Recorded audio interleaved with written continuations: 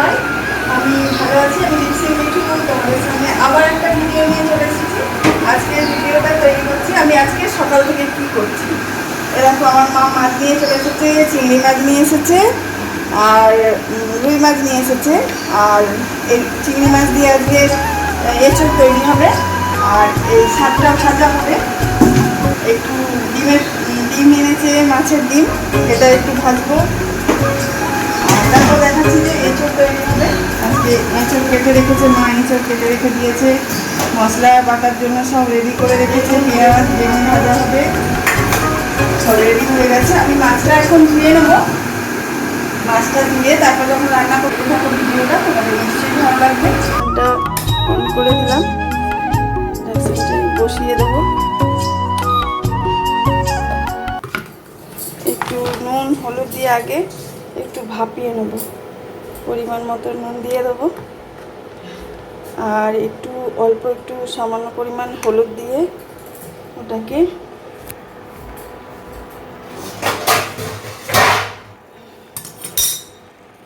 একটা ঢাকনা দিয়ে দেবো।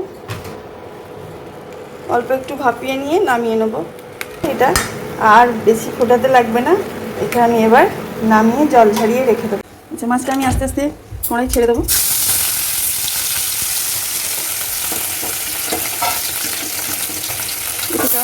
দিয়ে দিয়েছি আমি চিংড়ি মাছগুলো একে একে দিয়ে দেবো। চিংড়ি মাছগুলো পাশাপাশি ভাজা হয়ে যাবে।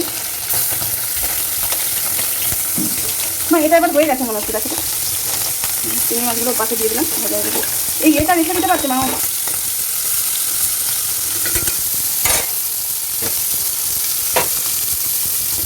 রসুনটা পরে আমি বেটে নিতে হবে, বেটে মানে আমি আদা বাটাই আছে। আচ্ছা, এইদিকে আমি রসুনটা আমার নড়ার সাহায্যে থেতো করে নিয়েছি। একটু ভালো করে থেতো করে নেবো। হাতে করেই আমি আদা করে আদাটা আমি কুড়িয়ে নেবো বেশ ভালো করে। এবারে আমি এঁচড় বসাবো, তৈরি হচ্ছি। ঠিক আছে,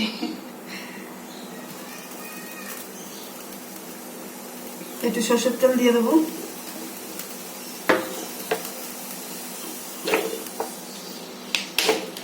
বেশি করে দিতে হবে, এটাকে খুলে দিতে হবে। বেশি করে দেওয়া হয়ে গেছে। আগে এঁচড়টা আর আলুটাকে ভালো করে ওকে ভেজে নেব।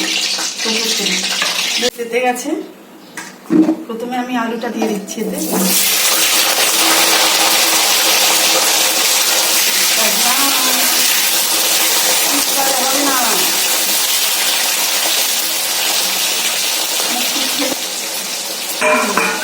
এবার আমি এঁচড়টা দিয়ে দেবো।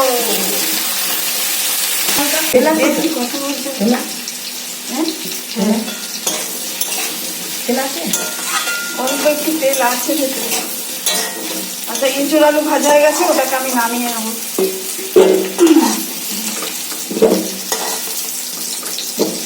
তেল আছে নিচে, আর একটু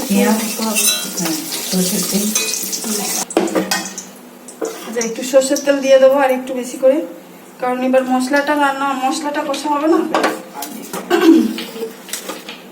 এই যে মশলা করা আছে, কাঁচা লঙ্কা, পেঁয়াজ, টমেটো, রসুন, আদা সব রকম মশলা করে রেখে দিয়েছি। এটাও দিতে হবে,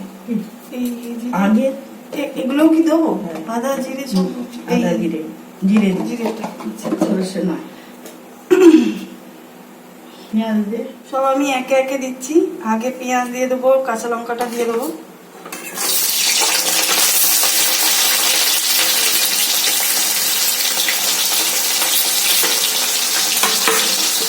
পেঁয়াজ আর কাঁচা লঙ্কা ভালো করে ভেজে নেবো।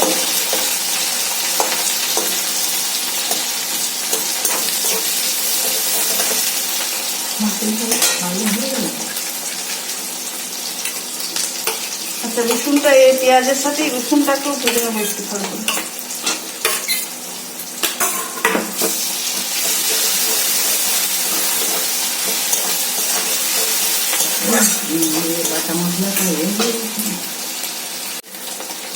আচ্ছা, রসুনটা একটু ভাজা ভাজা হয়ে যাওয়ার পরে আমি আদাটা দিয়ে দেবো।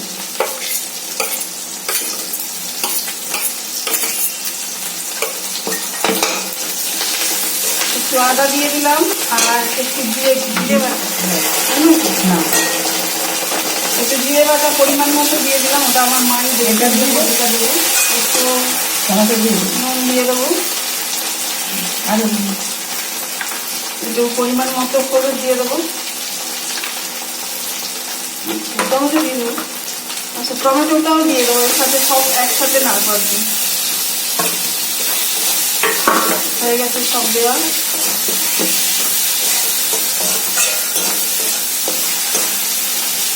লঙ্কা গুঁড়ো আর একটু নুন দিতে হবে। এতে নুন দিয়েছিলি? হ্যাঁ এতে নুন দিয়েছিলাম। কিন্তু হ্যাঁ নুন দিয়ে দাম দিয়ে দাও।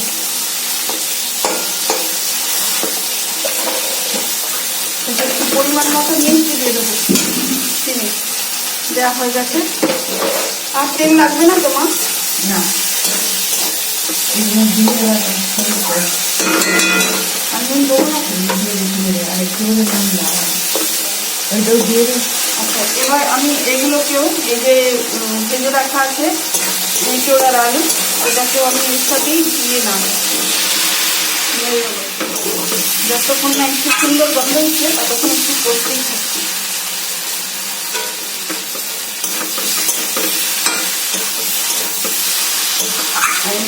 এঁচোড়ের তরকারিতে যদি চিংড়ি মাছ দেওয়া হয়, আমি চিংড়ি মাছ বেশি খেয়ে নেবো সেটা কথা না, আমি চিংড়ি মাছ খেতেই ভালোবাসি আর সেটা মাও খুব ভালো করে জানে। আর তাই জন্য চিংড়ি মাছটা এনেছে, যেন চিংড়ি মাছ এঁচোড়ে দিলে এঁচোড় থেকে চিংড়ি মাছটা বেশি খেয়ে নেবো, কিন্তু এঁচোড়টা আমার খাওয়া চলবেই না একদম। অনেকবার চেক করে দেখেছি, বারে বারেই শরীরটা খারাপ হয় এঁচোড় থেকে, তাই জন্য এঁচোড় খাওয়াটা একদম বন্ধই করে দিয়েছি। কড়াই আছে, জল বেশি দিতে লাগবে না।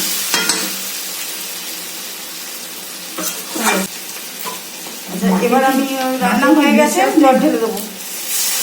ভাই এইটা দেবো না? মশলা পড়তেই চাইছে না, এই যে গরম মশলা দিচ্ছি একটুখানি,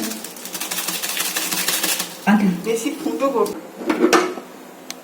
এই দেখো আমার এঁচোড়ের তরকারি কেমন লাগছে বলো, সবাই কমেন্টে বলবে। হ্যাঁ আমার এঁচোড়ের তরকারি কেমন হয়েছে। আচ্ছা এই দেখো মাছের ঝাল, শাক ভাজা, বেগুন ভাজা, আর হচ্ছে চিংড়ি মাছটা ওইখানে রাখা আছে, চিংড়ি মাছটা এতে দিয়ে দেবো পরে, এখন দিয়ে দেবো। আচ্ছা এবার আমি এটা একটু ঢাকনাটা দিয়ে দেবো, ঢাকনা থাক একটুখানি অল্প সেদ্ধ হোক, তারপরে নামিয়ে নেবো। আমি হচ্ছে চিংড়ি মাছগুলো দিয়ে দিচ্ছি, মা বললো যে চিংড়ি মাছগুলোও দিয়ে দিতে, ঠিক আছে। এতে চিংড়ি মাছগুলো ফুটবে, দিয়ে দিয়েছি, ওপরেই থাক আর ঢাকনা থাক, এবার একটু ফুটে যাক। তরকারিটা এবারে কমপ্লিট হয়ে গেছে, দারুণ হয়ে গেছে। আলু সেদ্ধ হয়েছে কিনা দেখে নিই একবার চট করে, একদম হয়ে গেছে। আচ্ছা ঠিক আছে, এবার আমি তরকারিটা নামিয়ে নেবো, হয়ে গেছে।